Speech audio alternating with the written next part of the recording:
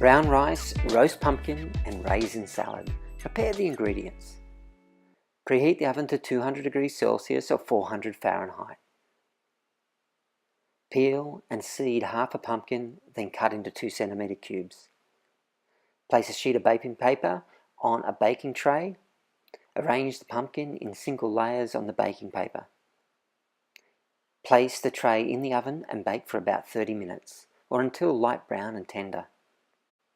Remove from the oven and set aside. For the dressing, place in a small bowl the juice of 1 lime, 1 tablespoon of soy sauce, 1 sliced garlic clove, and half a tablespoon of maple syrup. Whisk well to combine.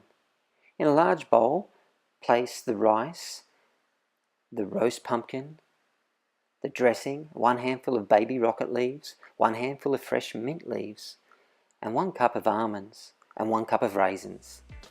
Stir gently with a spoon until well combined, then serve.